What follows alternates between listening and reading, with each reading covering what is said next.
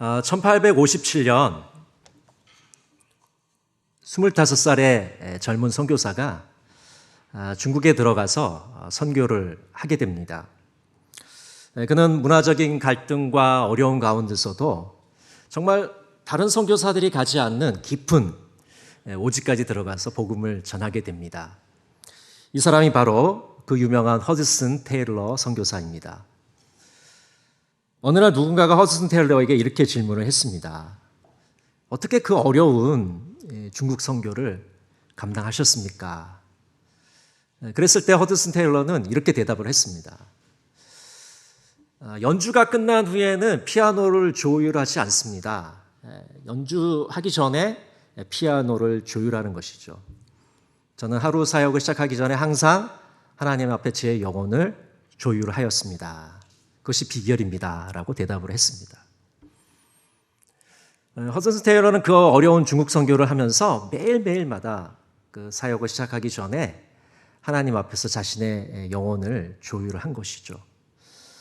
우리의 영혼을 조율하는 것이 바로 예배인 줄로 압니다. 예배를 통해서 우리의 영혼을 조율하고 정말 하나님이 기뻐 받으실 만한 예배를 드려야 하는 것이죠.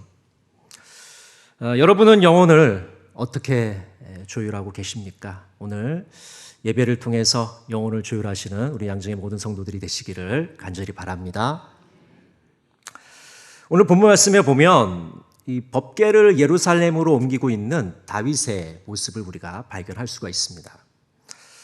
법궤는 아시는 것처럼 언약궤를 말하는데 이것은 하나님의 임재의 상징입니다. 이것을 예루살렘으로 옮긴다는 것은 예루살렘이 명실공히 정치적인 수도일 뿐만 아니라 종교적인 수도가 된다는 것을 의미합니다. 법궤는 사사시대에 블레셋에 뺏기게 되고 다시 이스라엘 땅으로 돌아오게 됩니다. 바알레 유다에 있다가 오벳 에돔의 집에 머물게 되죠. 그래서 다윗 왕은 이 오벳 에돔의 집에 있는 이 법궤를 예루살렘으로 옮기고 싶었어요. 그래서 오늘 본문에서 보면 이 법궤를 옮기면서 기뻐하는 다윗의 모습이 아주 자세하게 나타나 있습니다. 오늘 6장 12절에 보면 다윗은 기쁨으로 법궤를 메고 예루살렘으로 올라가는 것을 우리가 보게 됩니다. 오늘 6장 13절 17절에도 하나님께 제사 드리는 장면이 나오고 있습니다. 우리 14절 15절을 한번 같이 읽어볼까요? 6장 14절 15절 우리 같이 한번 읽어보겠습니다. 다윗이 여호와 앞에서 힘을 다하여 춤을 추는데 그때 다윗이 배 에봇을 입었더라. 다윗과 온 이스라엘 족속이 즐거이 환호하며 나팔을 불고 여호와의 궤를 메어 오니라. 오늘 14절을 보면 여호와 앞에서 힘을 다해 춤을 추는 다윗의 모습을 우리가 보게 됩니다. 근데 이 춤은요, 제자리에서 이렇게 막 추는 춤이 아니고 빙빙 돌면서 이게 춤을 추는 거예요. 여러분, 어떨 때 사람이 빙빙 돌면서 춤을 춥니까? 너무 기쁠 때, 너무 흥이 날 때, 제자리에 있지도 못하고 막 빙빙 돌면서 춤을 추잖아요. 뭐 우리나라 국악도 그렇고 요즘에 뭐 현대음악도 다 그렇고 너무 기쁘니까 그걸 표현할 수가 없어서 주체할 수가 없어서 빙빙 돌면서 춤을 춥니다. 근데 다윗이 그렇게 춤을 추고 있어요. 이처럼 다윗이 춤과 노래를 부르는 것은 하나님의 임재를 보여줍니다. 지금 그 자리에 그 법궤로 옮기는 그 자리에 정말 하나님께서 임재하여 주시고 다윗과 백성들이 앞으로 드릴 그 예배를 하나님이 기쁘게 받아주실 것임을 보여주고 있는 것입니다. 14절에서는 다윗이 에봇을 입었다고 말하고 있는데 이것은 왕복을 벗었다는 것을 뜻합니다. 겸손한 모습으로 다윗이 하나님 앞에 나가고 있는 것이죠. 오늘 15절에 보면 다윗과 백성들이 즐거이 환호하면서 나팔을 불고 있습니다. 법궤가 예루살렘 성전에 들어오는 것이 너무나도 기뻐서 함성을 지르고 나팔을 불면서 지금 백성들이 법궤를 맞아들이고 있는 것이죠. 우리 19절 말씀 한번 같이 볼까요? 19절. 모든 백성 곧 온 이스라엘 무리에게 남녀를 막론하고 떡 한 개와 고기 한 조각과 건포도 떡 한 덩이씩 나누어 주매 모든 백성이 각기 집으로 돌아가니라. 여러분, 잔치에 먹을 게 빠질 수 없잖아요. 지금 이 법궤로 옮기는 이 기쁜 잔치에 먹을 것을 이제 나눠줍니다. 빵도 나눠주고 고기도 나눠주고 건포도 과자도 나눠주고 이 법궤를 옮기는 기쁨을 백성들과 함께 나누고 있습니다. 이렇게 다윗과 백성들이 법궤를 예루살렘 성소에 옮기고 있는데 다른 사람들은 다 기뻐하는데 기뻐하지 않은 한 사람이 등장하죠. 바로 사울의 딸인 미갈입니다. 오늘 6장 16절과 20절을 보면 미갈은 다윗을 업신여기고 있습니다. 이 구경꾼처럼 창문으로 쳐다보면서 다윗 왕을 멸시하고 있는 것을 보게 됩니다. 미갈은 이 법궤가 예루살렘 성전에 들어오는 그 기쁨보다는 왕가의 채신, 왕정의 채통, 왕의 체면 이런 것이 너무나도 중요했어요. 그래서 이 다윗 왕이 체면 없이 채신을 지키지 못하고 춤을 추고 백성들하고 기뻐하는 모습이 몹시 못마땅한 것이죠. 그래서 다윗 왕에게 뭐라고 얘기했냐면 방탕한 자처럼 여겼다. 이렇게 성경은 이야기하고 있습니다. 이 방탕한 자는 아주 점잖게 번역한 것이고요. 원문에는 무슨 뜻이냐면 골이 빈 자, 정신 나간 자 그런 뜻입니다. 자기 남편이자 한 나라의 임금한테 당신 골이 빈 사람입니다. 정신 나간 사람입니다. 이렇게 얘기하고 있는 거예요. 다윗 왕과 미갈의 온도차가 정말 극명한 것을 우리가 볼 수가 있습니다. 이렇게 다윗을 멸시하고 조롱했지만 다윗의 생각은 달랐습니다. 오늘 6장 21절 우리 같이 한번 보겠습니다. 21절 말씀. 다윗이 미갈에게 이르되 이는 여호와 앞에서 한 것이니라. 그가 내 아버지와 그의 온 집을 버리시고 나를 택하사 나를 여호와의 백성 이스라엘의 주권자로 삼으셨으니 내가 여호와 앞에서 뛰놀리라. 미갈은 채통을 지키라고 말했지만은 다윗 왕은 하나님 앞에서 예배드리는 것이 너무나도 기쁘고 즐거웠습니다. 내가 여호와 앞에서 뛰놀리라. 내가 하나님 앞에서 흥겨워하면서 기뻐하면서 뛰겠다 이렇게 이야기하고 있는 것이죠. 한나라의 군주가 춤을 추고 노래하면서 기뻐합니다. 진정한 왕이신 하나님 앞에 예배를 드리고 있기 때문인 것입니다. 이처럼 다윗은 하나님께 예배드림을 최상의 기쁨으로 여겼습니다. 예배의 감격을 아는 사람이었습니다. 예배의 감격을 누리는 사람이었습니다. 2023년 개묘년 새해 예배의 감격을 누리시는 우리 양장의 모든 성도들이 되시기를 간절히 바랍니다. 이런 말이 있습니다. 예배의 성공자가 삶의 성공자이다. 한번 따라해 보실까요? 예배의 성공자가 삶의 성공자이다. 예배에 성공하는 사람이 삶에 성공할 수 있는 거예요. 여러분 그 사람이 잘 살 수 있는지 없는지를 보려면요 예배 드리는 모습만 봐도 알 수가 있어요. 제가 아까 찬양할 때 보니까 우리 전도사님들이 뒤에서 막 그렇게 손을 들고 막 찬양하시더라고요. 너무 그 모습이 너무 좋아 보였어요. 왜냐하면 보통의 교육자들은 막 성도들 이렇게 관리하느라고 찬양 못 하거든요. 예배 드리는 것보다 그건데 더 신경 많이 써야 돼요. 교육자들은. 근데 이렇게 찬양할 수 있다는 거, 또 그러면서 교인들을 이렇게 관리할 수 있다는 게 너무 저에게는 좋게 보였습니다. 그런 거죠. 우리가 예배에 성공할 수 없으면 사실 삶에 성공하기가 어렵습니다. 예배에 성공하는 사람이 삶에 성공할 수가 있는 거죠. 올 한 해 예배에 성공하셔서 삶에 성공하시는 여러분 모두가 되시기를 바랍니다.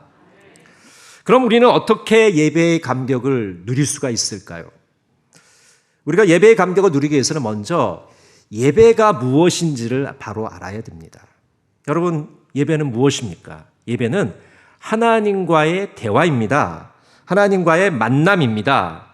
예배를 통해서 우리는 하나님과 만나게 되고 우리의 영혼에 스파크가 일어나게 됩니다. 진동이 생기게 돼요. 울림이 있게 됩니다. 그래서 인격과 인격이 만나게 되면 거긴 영혼의 스파크가 튀게 되는 것이죠. 인격과 인격이 만났는데 영혼의 울림이 없다? 영혼의 진동이 없다? 예배의 감격을 누리지 못하는 겁니다. 하나님과 만나게 되면, 정통으로 만나게 되면 우리는 우리 삶에 울림이 있게 마련인 것입니다. 이런 스파크가 일어나는 자에게는 마귀가 건드릴 수 없다고 말하고 있습니다. A.W. 토저는 하루를 예배로 시작하는 사람은 결코 마귀가 건드리지 못하는 권능자의 삶을 살 것이다 라고 말했습니다. 우리가 예배만 잘 드리게 되면 그 어떤 악한 세력도 우리를 건드리지 못하게 되는 것이죠. 또 예배는 하나님을 향한 응답입니다. 하나님의 은총에 대한 반응입니다. 하나님의 베풀어 주심에 대한 반응입니다. 창조주 하나님을 찬양합니다. 나를 구원해 주신 하나님을 찬양합니다. 일주일 동안 나의 삶을 지켜주시고 보호해 주신 하나님을 찬양합니다. 이것이 바로 예배인 것이죠. 예배는 최상의 존재에게 최고의 가치를 드리는 것입니다. 그래서 영어로 보면 워십이라는 말을 쓰는데요. 이 worth라는 가치라는 말과 십이라는 신분을 나타내는 단어가 합쳐져 있습니다. 최고의 존재에게 최상의 가치를 돌려드리는 것이 예배인 것이죠. 그래서 이 예배의 사항을 우리가 피부로 가장 느낄 수 있는 예를 드는 것은 바로 대통령 앞에 우리가 나간다고 생각하면 됩니다. 우리가 대통령 앞에 나갈 때 슬리퍼 신고 잠옷 입고 그렇게 나갈 수 있겠습니까? 아마 그런 사람은 아무도 없을 거예요. 정말 막 옷을 단정하게 입고 정말 비듬이라도 안 떨어졌을까 막 신경 쓰면서 그렇게 나가지 않겠어요? 정말 최고의 예우를 하면서 나가지 않겠어요? 하나님께서 대통령보다 더 높으신 분이기에 정말 하나님 앞에 나갈 때 우리가 가지고 있는 모든 것을 들여서 정성껏 하나님 앞에 예배드리는 것이 바로 예배자의 자세일 것입니다. 또 예배를 알기 위해서는 예배의 순서도 알아야 됩니다. 여러분, 교회를 오래 다니신 분들은 예배 순서 너무 잘 알죠. 자동으로 이제 된다고 얘기하는데, 그러나 우리 예배 순서를 잘 의미를 알아야지만 예배를 잘 드릴 수가 있어요. 여러분, 낮 예배 여기 주보가 있는데 예배의 그 맨 앞에 보니까 첫 번째 순서가 예배의 부름이에요. 여러분, 예배의 부름은 누가 부르시는 거죠? 교회 목사님이 부르는 겁니까? 아니죠. 하나님께서 우리를 예배의 자리로 부르시는 거예요. 예배로 초대하는 거예요. 그래서 예배의 부름입니다. 근데 어떤 분들은 예배의 부름이 누가 부르는 거지? 잘 모르고 와요. 하나님이 초대하시는 건데 하나님의 부르심을 들어야 되는데 이게 누가 부르는지도 모르고 앉아서 예배 드리는 거죠. 그러니까 예배의 순서를 아는 게 굉장히 중요해요. 누가 부르신다고요? 하나님이 우리를 부르셔요. 그러니까 오늘 오후 예배 오신 분들도 우리 예배위원들, 찬양대, 또 우리 성도 여러분을 주님께서 우리를 부르신 줄로 믿습니다. 또 예배 순서에 보니까 참회와 용서라는 순서도 있잖아요. 낮 예배, 그렇죠? 이 순서도 굉장히 중요한데 이 총회 예식서에는 이 고백의 기도, 사함의 확신으로 되어 있습니다. 개신교 예배에서 아주 중요한 순서입니다. 물론 이런 순서가 없는 교회도 있지만은 굉장히 이 순서가 중요한 순서인데 왜 그러냐면 우리 개신교인들은 고해성사라는 게 없잖아요. 신부님한테 가서 고해성사를 하지 않습니다. 우리 자신이 대제사장이기 때문에 하나님 앞에 1대1로 나가서 우리의 죄를 고백합니다. 근데 실제로 이제 보면은 개인 기도를 하면서 그렇게 회개하시는 분도 있지만은 실제로 쉽지가 않아요. 그렇죠? 여러분, 하나님 앞에 내 죄를 그냥 계속 이렇게 아뢰기가 쉽지가 않잖아요. 그래서 이 정해진 예배 시간에 하나님 앞에 나와서 일주일 동안 지은 모든 죄악들을 고백하고 또 하나님께서 우리에게 용서해 주신다는 선언을 듣는 시간이 너무나도 소중한 시간이에요. 그 선언을 듣는 순간 죄 용서의 기쁨이 우리들한테 넘쳐나는 거죠. 그래서 예배의 순서를 아는 것이 굉장히 중요합니다. 또 두 번째로 예배의 감격을 누리기 위해서는 은혜 받기를 사모해야 됩니다. 이 신앙인에게 있어서 가장 중요한 것을 꼽으라면 단연코 하나님의 은혜일 것입니다. 성도들은 예배를 통해서 은혜를 받게 됩니다. 우리 양정교회 성도들이 예배 드리는 모습을 보니까요, 정말 은혜를 많이 받으시는 것 같아요. 정말 아름다운 모습인 것 같습니다. 예배를 통해서 받은 은혜는 우리가 험한 세상을 살아갈 수 있는 힘과 에너지가 됩니다. 그러니까 우리가 예배를 통해서 하나님으로부터 이 힘을 얻지 못하면 내일부터 우리가 세상 가운데 살아가야 되는데 힘이 없는 거예요. 그냥 방전된 상태로 가는 거예요. 그럼 얼마나 일주일을 견디기 어렵잖아요. 근데 우리가 이 주일날 찬양을 통해서 힘을 얻고 기도를 통해서 힘을 얻고 말씀을 통해서 은혜를 받으면 이 세상에 나가서 살 때 힘과 용기 있게 담대하게 세상을 살아가게 되는 것이죠. 여러분이 지금 충전이 많이 되신 것 같아요. 내일부터 힘차게 세상에서 살아가시길 바랍니다. 아무리 좋은 자동차라도 연료가 없으면 무용지물인 것처럼 신앙의 은혜가 떨어지면 신앙의 동력이 떨어집니다. 여러분, 우리가 예배를 통해서 은혜를 받게 되면요, 기뻐요. 찬양이 넘치고 콧노래를 부르고 흥겹습니다. 모든 것이 감사해요. 보는 사람마다 기뻐요. 얼굴에 미소가 넘칩니다. 여러분, 은혜가 떨어지면 어떻게 되죠? 벌레 씹은 얼굴을 하고 나 누가 건드려 봐라, 내가 한바탕 하겠다, 이런 표정으로 지금 교회 온단 말이죠. 불평하고 불만스러운 걸 막 이야기합니다. 그러니까 그 사람이 예배 은혜가 떨어지는지 안 떨어지는지 표정만 봐도 알 수가 있어요. 그런데 그 은혜가 어디서 오는 겁니까? 예배에서 오는 거잖아요. 그렇죠? 예배를 잘 드리게 되면은 은혜를 받게 되고 신앙생활이 너무 재미있어요. 너무 재미나요. 그래서 토요일부터 이 주일이 기다려지는 거죠. 근데 은혜가 떨어지면 어떡하죠? 벌써 주일이야. 일주일이 너무 빨라. 왜 이렇게 주일은 빨리 돌아오는 거야? 그렇게 반응한다는 거죠. 우리가 주일의 은혜를 받으려면 토요일 밤의 준비가 필요합니다.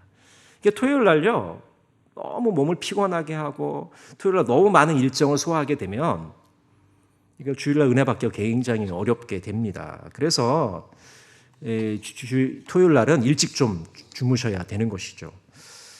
조지 스윈록이라는 사람이 이런 글을 썼습니다. 주일날을 위해 미리 하나님의 무한하신 위엄, 거룩하심, 질투하심, 선하심에 대해 묵상하는 시간을 갖도록 하라. 그런 시간이 없이는 주님을 위해 옳은 일을 할 수 없으며 그런 준비를 한 뒤에야 비로소 즐겁고 유익한 주님의 날이 당신의 것이 될 것이다. 마치 잠자리에 들기 바로 전에 지펴놓은 난로불이 아침에 일어났을 때 다시 정화하기 쉬운 것처럼 밤새 심령의 냄비를 달군다면 다음날 쉽사리 가열될 수 있을 것이다. 토요일 밤에 당신의 마음이 하나님 곁에 머물게 된다면 주일 아침에도 당신의 마음은 그러한 상태를 유지할 것이다. 토요일 밤의 준비가 굉장히 중요하다는 거죠. 여러분 중에 주일날 은혜를 좀 받기 힘든 분이 계십니까? 토요일 날을 한번 살펴보세요. 내가 토요일 날 뭘 하고 있는지. 물론 이런 분도 계실 수 있잖아요. 목사님, 토요일 밤늦게까지 막 새벽까지 장사하고 힘들게 와서 지금 잠깐 눈 붙이고 교회 왔는데 제가 토요일 날 준비할 시간이 어디 있습니까? 여러분, 과연 그럴까요? 하루에 우리 삶을 좀 살펴보면요, 우리가 막 바쁘게 분주하게 일하는 것 같지만요, 핸드폰 보는 시간이 더 많아요. 잠시간만 주어지면 핸드폰 보고 있어요. TV 보고 있고 잡담하고 있고 아니면 멍 때리고 있어요. 버리는 시간이 사실은 일하는 시간보다 더 많습니다. 그런 시간이 더 많아요, 사실은요. 그래서 충분히 누구든지 토요일 날 준비할 수 있어요. 그 준비라는 게 마음의 준비를 하는 거잖아요. 내일 받을 은혜를 생각하면서 마음의 준비를 하는 것이죠. 기도하는 마음으로 토요일을 준비하는 것이죠. 그렇게 가열을 좀 시켜놔야, 워밍업을 시켜놔야 주일날 은혜를 받을 수가 있는 것이죠. 여러분, 이 스윈록이 말하고 있는 토요일 밤의 준비가 여러분의 준비가 되시기를 간절히 바랍니다. 예배의 감격을 누리기 위해서는 세 번째로 예배자의 태도가 아주 중요합니다. 이 감격스러운 예배를 경험하기 위해서는 예배자가 어떤 자세를 가지고 예배 드리는가가 중요하죠. 예배자는 어떤 태도를 가져야 할까요? 예배 시간 10분 전에 자리에 앉아 있어야 됩니다. 저도 오늘 이제 이 예배에 늦지 않기 위해서 10분 전에 1시 40분까지 오라고 그랬는데 30분에 와서 10분을 주변에서 제가 기도하고 있었거든요. 왜냐하면 늦으면 어떻게 되죠, 사람들이? 헐레벌떡 뛰어와가지고 막 땀도 흐르고 심장도 막 뛰고 호흡도 가쁘고 그렇게 헐레벌떡 와서 은혜 받을 수 있을까요? 받을 수 없을 겁니다. 이렇게 좀 안정되는데 설교 끝날 때도 좀 안정될 거예요. 그러니까 늦으면 힘들죠. 그래서 이것을 우리가 지각교인이라고 하죠. 지각교인. 저도 이제 이렇게 목회를 해보니까요, 꼭 5분씩 늦는 사람이 있어요. 10분씩 늦는 사람이 있고. 근데 얼마나 규칙적인지 매주 그렇게 와요. 한 주도 안 틀리고 5분 늦게 오고 10분 늦게 옵니다. 그 말은 무슨 말일까요? 집에서 5분만 일찍 준비하면 되거든요. 10분만 일찍 준비하면 정각이 올 수 있거든요. 그래서 여러분 5분 전에 10분 전에 오셔서 기도로 준비하시기를 바랍니다. 또 일찍 오셨어요. 옆에 분하고 이야기하시는 분도 있어요. 여러분, 일찍 오라는 거는 옆 사람하고 반가워서 뭐 이런 얘기 하라고 일찍 오라는 게 아니고 하나님 앞에 인사하라고, 하나님께 기도하면서 오늘 예배를 통해 주실 은혜를 사모하라고 우리 일찍 오라는 겁니다. 그래서 우리가 일찍 와서 옆 사람하고 수다 떠는 사람을 수다교인이라고 그러죠. 수다교인. 하나님한테 인사 안 하고 옆 사람하고 인사하고 계속 옆 사람을 이야기하고. 그런 영향이 설교자한테까지 미치는 거 아세요? 예배 시작 전에 이렇게 막 떠들잖아요. 그러면 설교자한테 그 영향이 갑니다. 그래서 설교자가 거기에 신경을 써요. 설교하기 굉장히 어렵습니다. 제가 설교자이기 때문에 말씀을 드리는 겁니다. 저희 교회가 아니니까 말씀을 드리는 거예요. 예배 전에 찬양을 부르든지 아니면 기도를 하든지 하면서 예배를 준비해야 돼요.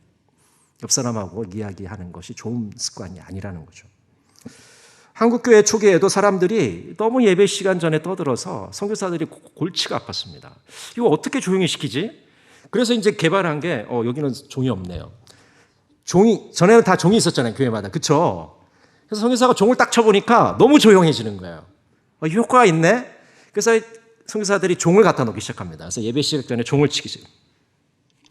근데 신기하게도요, 한국 사람들 종을 치니까 금방 조용해지는 거예요. 그래서 그때부터 교회마다 종을 갖다 놓기 종을 치기 시작했습니다. 근데 요즘은 이제 이 오르간 반주로 시작을 하니까 종을 필 필요는 없겠죠. 또 그렇게 뭐 떠드는 사람도 없을 거고요. 그래서 예배를 어떻게 우리가 준비하느냐, 이거 굉장히 중요한 것이죠. 또 금붕어 교인이 있어요. 금붕어 교인. 그러니까 찬송 부를 때 입만 빠끔빠끔 하는 사람 있죠. 립싱크 하는 분들. 하나님께서 우리의 립싱크를 원하실까요?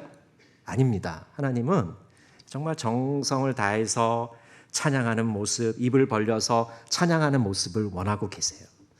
근데 어떤 분들은 그렇게 생각하실 수 있잖아요. 아니, 목사님, 제가 음정 박자 다 자유로운데 제가 어떻게 그렇게 크게 부를 수 있겠습니까? 자신 있게 부를 수 있겠습니까? 제가 그냥 입 모양만 이렇게 하겠습니다. 아니에요.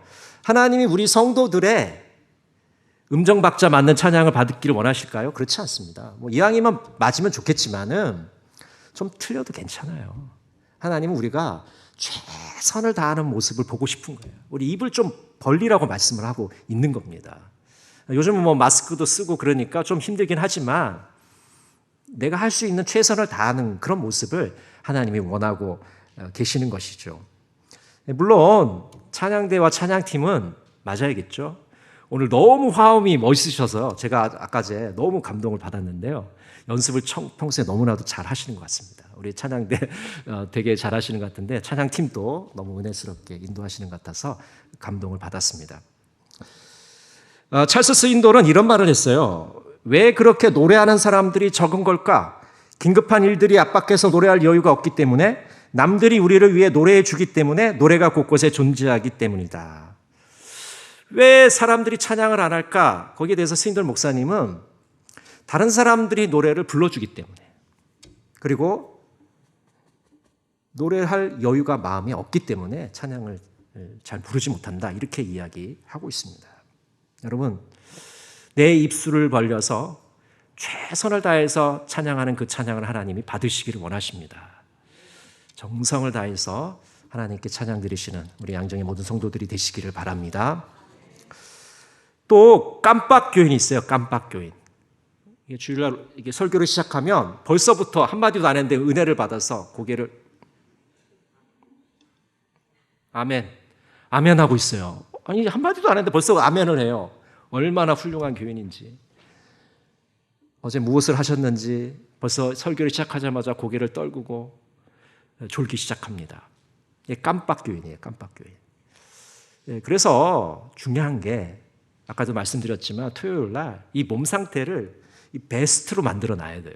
그래야지만 주일날 와서 졸지 않고 우리가 예배를 드릴 수 있겠죠. 물론 뭐 여러 가지 신체적 이유로 질병으로 해서 힘든 분들이 있죠. 그런 분들은 어쩔 수 없어요. 뭐 그런 분들까지 말씀드리는 건 아니고요. 우리가 충분히 토요일 날 준비해서 몸의 상태를 좋은 컨디션을 만들어서 주일날 최상의 상태로 하나님께 예배를 드려야 됩니다. 그래야지만 우리가 깜빡 교인이 되지 않을 수가 있는 것이죠. 또 끄떡교인 있죠. 끄떡교인. 네? 이런 분들은 설교 시간에 끄떡끄떡 굉장히 많이 하는 교인입니다. 이제 그런 것들도 우리가 조심스럽게 예배를 준비해 나가야 되는 것이죠.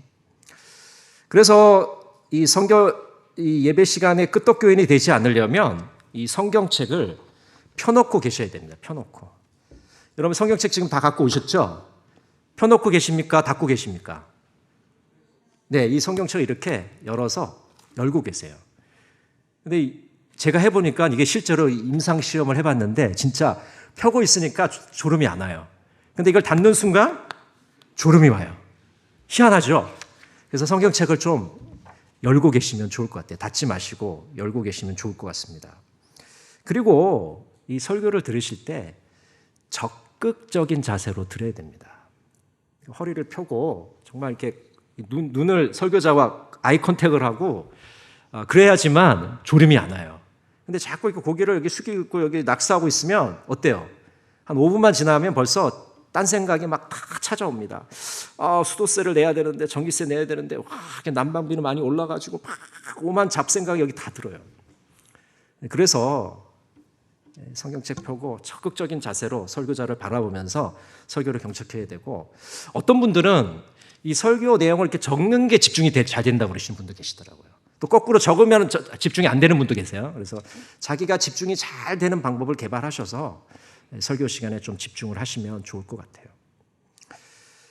저는 어려서부터 교회를 다녀서 수많은 예배를 드렸습니다.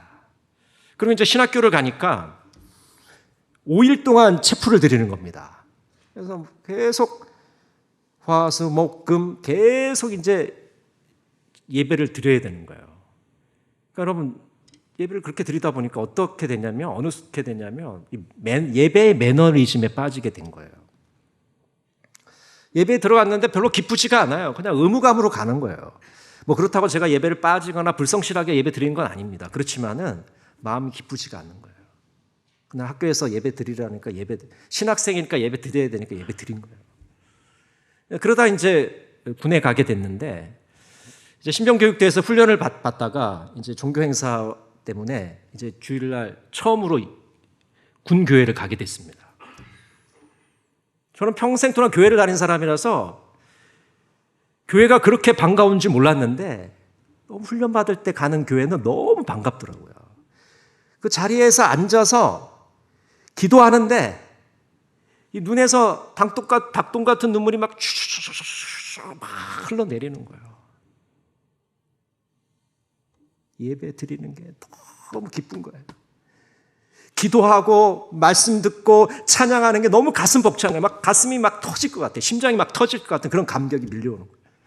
신학생이 되어서 매일매일 예배를 드리면서도 한 번도 그런 감격을 느껴보지 못했는데 심정훈련을 받으면서 그 군교회에서 엄청난 감동을 받게 되었습니다. 그래서 제대하고 이후에 또 원상태로 돌아가려고 할 때마다 예배의 매너리즘에 빠질 때마다 그날을 기억합니다. 하나님께서 나에게 주셨던 그 은혜 주셨던 날 정말 그 감동스러운 그 감격이 넘치던 그 벅찬 감동을 늘 생각하면서 예배의 매너리즘을 이겨나가려고 합니다. 여러분은 어떠십니까? 여러분에도 그런 날이 있으시죠? 처음 예수 그리스도를 인격적으로 만나고 예배를 드리면서 기쁨과 은혜가 충만하고 예배의 감격을 맛보고 그런 날들이 다 있으셨을 겁니다. 그런데 어느 순간에 한 번 드리고 두 번 드리고 세 번 드리고 10번 드리고 100번 드리고 1000번 드리면서 우리 마음속에 기쁨이 사라져가요. 우리 마음이 메말라 갑니다. 예배의 은혜를 더 이상 사모하지 않는 상태가 돼버린 거죠. 그럴 때마다 여러분 그 처음 사랑, 그 첫 예배를 떠올려 보시기를 바랍니다. 하나님이 나를 인격적으로 만나시고 나에게 은혜 주시고 나에게 벅찬 감격으로 예배의 기쁨을 누리게 하신 그날을 기억하시면서 예배의 감격을 다시 한번 회복하시는 여러분 되시기를 바랍니다. 2023년도 한 달이 지났습니다.